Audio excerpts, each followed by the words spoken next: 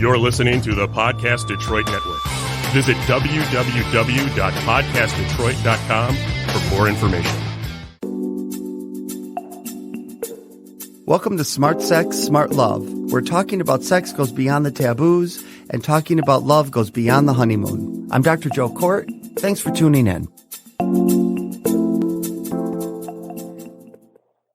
Today we're going to be talking about LGBTQIA youth, lesbian, gay, bisexual, transgender, queer and questioning, intersex, and ally and asexual. In the 60s, television played an enormous part in social awareness around race. For LGBTQ people, the advent of the World Wide Web was a game changer in the 90s. Today, social media is the primary awareness tool around gender diversity and of the needs and experiences of trans and gender nonconforming people, including children. My guest today is Jo Langford, M.A. Jo is a dad, a master's level therapist, author, and sex educator for tweens, teens, and parents in Seattle, Washington. From working in peer counseling and student outreach programs in high schools to medical, residential, and psychiatric settings, Jo provides trainings for organizations and agencies, as well as therapy, to adolescents and families around a gambit of sexuality themes, with an emphasis on LGBTQ issues, internet safety, digital citizenship, and comprehensive sex education. His newest book, The Pride Guide, is a guide to sexual and social development, safety, and health for queer youth and for their families, covering all aspects of LGBTQ adolescents, both online and off. This book is the first puberty book written with queer and specifically trans youth in mind. Jo also promotes healthy, positive, and safe sexual and social behavior at his website, beheroes.net. Welcome, Jo. Thank you for having me. I'm so excited to be here. I'm so glad you're here too. And I thought we could start, if you wouldn't mind. I was kind of going, when I do the LGBT, then I say the LGBTQ, and sometimes I'll say LGBTQIA, and then in here, you said queer youth. Can you speak to that? Like, what do all these things mean? The letters, the initialism? Well, why so many, and what's the difference? Really, I guess I should ask, between queer and LGBTQIA. Well, I think queer in my head, in my definition, I think it just means like not straight or cisgender, like everything that's sort of outside of that sort of what we think of as the primary norm, right? So it kind of covers everybody. You can say just one syllable word without having to do all the letters, because there's so many letters out there. And I think that's great. I think the point of that whole initialism is inclusion, and it can sort of morph into this kind of unwieldy alphabet soup sometimes as well. But queer can just kind of get the point across in a kind of a more simple way, and I think that being able to use that word as well is in that vein of that sort of empowerment disempowerment thing, where you can sort of take the word back, like when people who aren't queer use the word as a weapon and have for so many decades and generations, being able to use it in a positive way to refer to you and your people. I think there's power in that too. Yes. So and you use the word double positive whammy. Yes. You use the word cisgender, CISGENDER, cisgender. Can you tell people who don't know what that means what it is? Yes, which I find myself doing kind of more often than I think that I should. But basically it means someone who's cisgendered is someone who is whose outside appearance and their sort of sense of themselves matches the genitalia with which they were born. So a man who shows up as male and is they're aligned in that. It's sort of the opposite of transgender. So transgender is someone whose outside appearance or inner sense of themselves doesn't necessarily match the plumbing that they were born with. And so cisgender is when it does. But that word feels like it's a word that everybody just kind of knows to me. But more and more, like I've run into situations, especially kind of recently, even professionals that are like, "What does that word mean?" and having to educate them. Mm-hmm. And I know that one of your top things you do is working with the parents of queer youth. And you say that statistically, most parents of LGBT youth are not seeking out any type of formal support or therapy around having an LGBT child. What are the challenges for them then? And how do you help them? Well, I think there's lots of challenges to parenting a queer kid. And I think in some ways there's lots of reasons that they don't seek out resources. And sometimes it's kind of sweet because they're like, yeah, my kid is gay or my kid is trans. Like, I don't really see that as a problem. So I'm not going to go seek out any help or resources because they associate doing that with addressing a problem, which is great. But I think parents still need resources. And then there's other parents who either don't care or don't notice, right? The kids who are kind of sort of struggling or figuring things out on their own and they haven't come out to their parents. So the parents don't even know that there's an issue to be dealt with. But I think that parenting a queer kid is different than parenting a straight kid in almost every way. Like a lot of the dynamics are exactly the same, but at things from sleepovers to sex education, like those things, are at a at a different angle than they are with straight or cisgender kids. And sometimes parents have a hard time kind of remembering that. But I do a lot of work with parents around queer kids, and I'm always so refreshed. Like one of my favorite things is when parents will come and they'll say, "We think our kid's gay, or our child's a lesbian. Like we're totally down with that, but we have no idea what the hell we're doing. Like, can you help us not screw this up?" And what do you say to them? What do you say? Well, I just kind of give them sort of a patent list. Like I encourage them to, ask about it, to talk about it. A lot of parents are kind of sheepish about bringing it up. And so I kind of do this balance of like, it's okay to talk about it and you can ask them questions, but don't do it every day or every meal. You know what I mean? Like you don't have to do it all the time because some parents get kind of gung ho and jump in there and kind of be a little intimidating with it, I think. And then I really encourage them to kind of help make their house a little more queer friendly, having like some books on the shelf, some bumper stickers on the car, a coffee mug with a rainbow on it or something, you know what I mean? Just something that kind of gives them symbols and evidence around their home that their home is an inclusive place. But generally it's, letting your kid be different. A lot of parents are scared for queer kids in terms of, if their hair is too blue or their mannerisms are too obvious, like they're going to bring violence on themselves and, or someone will target them for violence. And I kind of have to help parents navigate that part too sometimes. And how do you tell them? Like, because I do get that too. Parents say, I'm really worried, and the way they're dressing, or they seem like, they're going to bring attention to themselves. And the kid says, well, I'm going to do this, so I'm sorry. You're going to have to figure it out. How do you help a parent, calm themselves down? I mean, a lot of that kind of depends on the situation in terms, safety is always the most important thing, but then I'm also a big believer in self-expression and self-esteem. And those things are, I think, intimately related. And so if the kid wants to have blue hair for a while, and that's a way that they're kind of accessing who they are and trying to project it to the world, then, unless there's a clear, like obvious safety issue, like let's let them express themselves for a while, but then be ready and support them because, honestly, we're living in some dark days right now. And there's a certain flavors of hate that kind of thought had been almost eradicated, and they're back with a vengeance, and they're going to be targets. The kids, queer people, especially kids, are going to be targets, and that's going to happen. And so part of me is like, well, there's no really avoiding that. So let's lean into it. Let's be ready for it. Let's support them when it happens, and kind of go from there. I think it helps kids to be able to learn how to navigate that stuff because it is just sort of unrelenting, it seems to me sometimes, and they're going to have to deal with it either way. What do you tell parents? Because I get this a lot too, when they say, okay, so now I know that my daughter is lesbian and she wants to, or bisexual, let's say, even whatever. And now she wants to have a sleepover with a girl, and I don't know, are they going to have sex? Are they girlfriends? And, it's different if they were both heterosexual, but now, what do I do? It's like having my heterosexual child who wants to have an opposite sex person come and sleep over. What do you say to that? Yeah, that is really funny. It comes up a lot. It's one of the most popular things that happens, and so I kind of have to coach parents on how to approach it, because I say don't approach it that way because your kid is LGBT whatever letter, but just approach it like, what would your stance be in the, like you said, an opposite? If they were a heterosexual kid, would you allow it?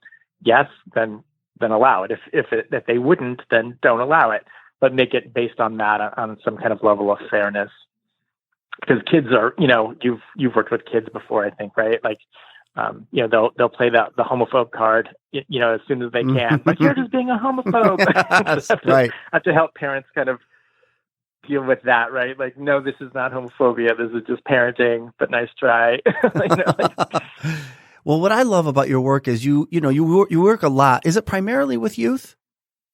It is, yes. Yeah, and then you have 2 books prior to this current book, Pride Guide, that are about youth, right? Male and female, correct? Yes. What are the names of them? The Spare Me the Talk series. So Spare Me the Talk was a book for teenage boys or boy-identified people. And because there wasn't any book for boys. There had been one before, like a puberty growing up book that was just for boys, but it was out of print. And so I was like, this kind of needs to be in the world, because there's a lot of great books that kind of jump both sides of that sort of fence, but there wasn't a book that was just for boys. There's 100 million books for girls, but there wasn't a book that was just for boys. So I wanted to write that for the teenagers themselves, about growing up, puberty, their bodies, consent, sexuality, identification, all that stuff. And then the section in the back for the parents as well. And people liked it. I got great feedback on it. And then the biggest feedback I got was like, you should write a girl version of this book. So I was like, the girls have 800 books already, but okay. But now, I did it anyway. So it was kind of fun. So why do you think it's the only book for girls written by a guy. Oh, wow. So, wow. Kind of fun. Now, why do you think there weren't as many books, or hardly any for boys? I just think we have really underserved our boys, honestly. You know what I mean? And we can tell, like, this, all this stuff in our culture right now is coming to a head in terms of, sexual assault and violence and privilege. We're figuring out how to deal with it now. Mm-hmm. And it's just not the time for boys. You know what I mean? Or I think right now, in kind of a big way, is it's the time for girls, and guys kind of need to shut our mouths a little bit and let the girls have their time and talk about their experiences and what can we learn from that and what changes do we need to make. Sure. Yeah. And what made you decide? Okay. Go ahead. But at some point there's going to need to be a reckoning. We're going to have to figure out how to deal with our boys in a proactive way so that those problems don't continue. It's not necessarily young men's fault that this is going on, but this is how we're growing them, right? Like we're seeing now with all the Kavanaugh stuff, like all those things we did with boys in the 80s, like it's coming to a head now, right? And we have to start doing something soon for the boys who are adolescents now, so that in 30 years we don't have a bunch of more Kavanaughs running around. Mm-hmm. And we're learning how to do that and why that's important. But I think culturally we're not quite there yet. I think it's right and timely that we give attention to our young women, but at some point we're going to have to talk about boys and boyhood and how to raise them and what do they need to know and how do we teach them that. That time is coming, and I'm hoping to be part of that conversation, I guess. So then you wrote these 2 books, and then you thought, okay, I'm going to write a book for queer youth, Pride Guide. What made you decide that? Mostly because there wasn't one. It was like 2017, and I was looking for resources for these families that we're talking about, and I was just like, how the hell is there not a puberty book for trans kids? Like, that is insane to me. And I called around and I talked to a lot of people, and there just was nothing out there. So I decided to write it. And in it, And just since you've written it, what would you like to see more of or less in terms of the culture around queer youth? I think just acknowledging that they are there. I think sort of the prevailing theory for a really long time is that it's like it was a small population, a small number of the population. But I think now as kids have become more vocal, and I think like you were saying at the beginning, like with the advent of social media, I think that has really played a big part in it. But it's more part of the conversation now, and I think that needs to continue. I think people need to understand that it's not just like, a single digit percentage of the population. Those numbers are growing and changing, and as acceptance grows, they're getting bigger. And even the adults are learning from the kids now. And we've got people coming out in their 40s and 50s and 60s because I think the kids are doing such a great job. And so understanding that how much the culture needs to shift in that, like acknowledging that they're there, making room for them, helping them feel accepted. But, I think that kind of change, I think, is big and hard for people. Mm-hmm. The bathroom examples being prominent, right? Right. Bringing bathroom gender neutral. Yeah. How hard is this conversation? Like, I don't know. Like, I talk to schools all the time. I'm like, what? This isn't rocket science. Like, this is pretty easy to figure out. Like, why are you stuck with this? And what I loved about Pride Guide that I think is so important for parents to even hear and youth, but I learned things about you talk about when trans males, teenagers want to wear binders, right? So when they're flattening the chest, how not to wear it more than 8 to 10 or 12 hours, not to sleep in it. Stand to pee, the packing, you get into all the hormone blockers, when to begin, how to navigate through that. I know that's a lot I just said, but could you speak to a little bit of that? Sure. I mean, I'm not sure what specifically you want to talk about, but just that idea that like the kids need these things. And if, it's some, trans kid in Kansas, like, what are their resources going to be, and are they going to be reliable? And, if somebody has an adult in their life that they can ask questions and rely on, then that's great for them. That the prognosis for that kid is a lot more positive. But those other kids who are isolated, of which there are many, their resources are Google. And when you Google stuff, you never know what you're going to get necessarily. There's some great reliable sites out there for queer kids, but there's a bunch of other ones that have a lot of misinformation or a lot of outdated information. And so I just wanted to try to get something that could be accessible, not just to kids, but again, like I said, in the back, there's a whole section for the parents because there's so many challenges in terms of parenting queer kids and things to keep in mind. That's what I liked about your book. And I'm glad you answered it the way I wanted you to. I want people to hear, including therapists who might be listening to this podcast, because they always ask, how do you have these conversations? When do you have them? What are the conversations? What are the things you say? You're very specific in the book about all this stuff. And I think extremely helpful. Have people said that to you? Yeah, they have actually. And I've gotten the pleasure of doing like trainings for agencies and other professionals.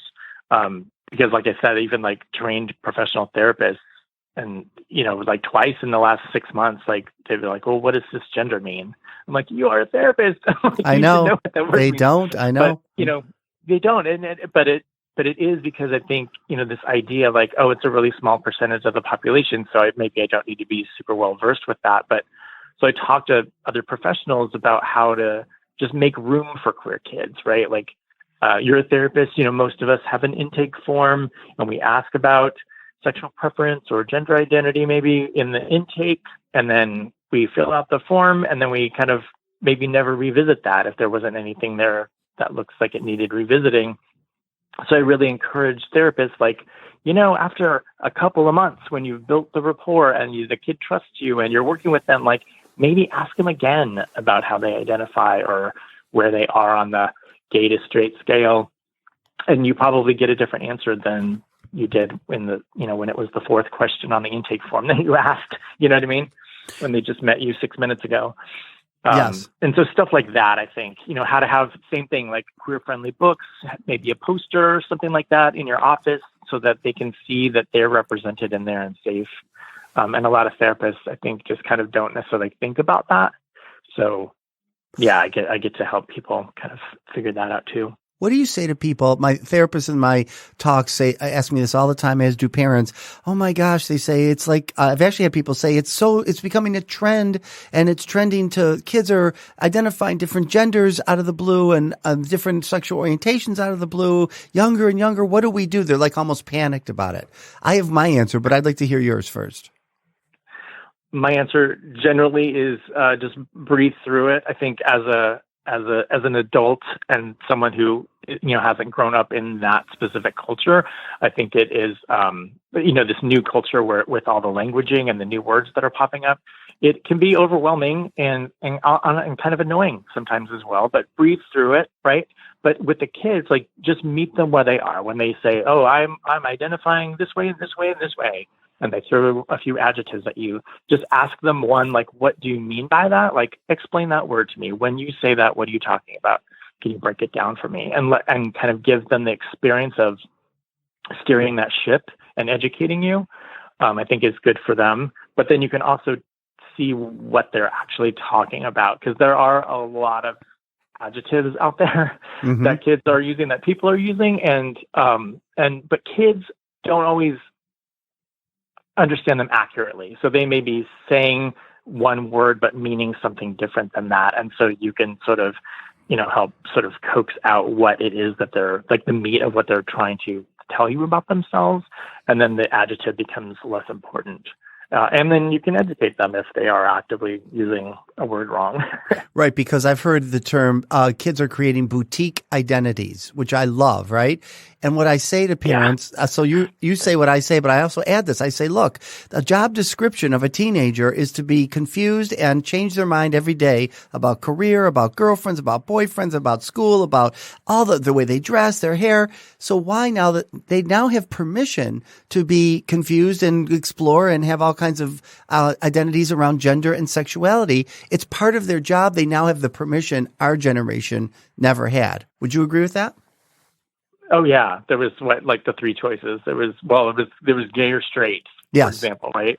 And then there was bi, but that was hardly ever talked about, So it's nice that they have this, and I think it's fantastic that they are spending so much time and energy, like thinking about who they are and thinking about sexuality and thinking about how their identity like slams up against another person's in the world and how those like fit in like a puzzle piece kind of way, I think is fantastic. I do and too. Bodes really well for their generation when they become adults. Yeah. But the languaging can be exhausting. Yeah, because it's a revolution, right? Hopefully we'll get to some more. But yeah, I feel like what they're saying is I'm not fitting myself into some old-fashioned generational word that doesn't fit for me. I'm going to take this and that and create my own, and you're going to refer to me how I want to be referred to, not squeeze myself into this little box, which I think is awesome. Yeah. And then you talk it takes some work to get to what they're meaning or what they're wanting to convey sometimes, but I think it's totally worth it. Right. And I always say to therapists too, and I think parents, right? You say, oh, so that's how you self-identify. What does that mean for you? And not to even assume, even if they use a word, you think you know what it means. Kids and even adults are using terms and they're changing the meaning. You have to ask them what it means for them. Oh yeah, and it changes every minute too. I mean, like even writing the Pride Guide, like it was so hard to stop writing because I think I'm like, oh, I'm done. Oh no, there's a new word. Oh, this thing. Oh, we don't call it that anymore. Now it's called this. Right. You know what I mean? And it's been out for a year, and it's already like parts of it are already outdated. The landscape is just shifting so quickly all the time. I know. Well, I want to just address, so parents would be listening, even youth, internet danger, right? So, I mean, I talk about how in my talks, I always include the idea that there are young boys, 14 years old, who look older and get on Grindr, the smart app phone with a GPS system, and they say they're 19-year-old sophomores, and they end up being sexual with older men and the older men think they're with a 19-year-old young man, but they're not. They're with a minor. And when I talk to therapists about this, they say, they talk about, well, they would tell their client to find other ways to be on the internet to meet people. And, there really aren't any other ways for especially LGBT people to meet others, as far as I know, in terms of chatting or hooking up. So what do you say to parents and teens about the internet and how to meet each other? Well, I mean, that's my other wheelhouse, is dealing with parenting digital generations, like around the internet, like being safe and smart online. And how do you have a relationship with that as a parent? How do you monitor? What does safety mean for different kids at different ages in terms of their screens? And so I deal with that quite a bit. And I'm a huge fan of parental monitoring and making contracts with kids around their behavior for being online, so that, even like an older kid who might be 15 or 16, like you can still like have a culture in your house where they ask before they download apps, and or you get alerts if they download apps onto their devices while they're in your house, like that kind of thing. So you can keep that conversation going. But then talking to kids also about just like the laws in their states and the impact that those things can have, because yay for that 14-year-old, he like gets to pretend to be 19 and somebody falls for it and he gets some, but then the other person can go to jail, right? Like registered as like a sex offender for, felony level charges and things like that. And they have to understand like your choices have impacts on people outside of you, that they don't always consider necessarily. Yes. And I want to make it so clear when I just said, what are the other alternatives? I'm not at all in favor of these young kids getting on Grindr. They don't understand safer sex. They don't understand internet danger. Yeah, no. Right? They're misleading to the older adults who think they're with somebody who is an adult and they're not. I mean, it's a mess, really. And I like that you in your book write out and list the healthier ways of kids meeting each other, like through Trevor Space, right? Yeah, there are some sort of, not necessarily dating apps, but like connection apps for LGBT youth that aren't Grindr, right? But they're definitely not as popular as Grindr or as advertised. And I think that they can be, right, helpful to kids, especially the ones who are isolated. They're not necessarily dating or hookup apps, which, some of the kids think that that's what they're looking for, but right. But they are about connecting to other people. What would you like people to know most about your book, your work in this podcast, before we come to a close?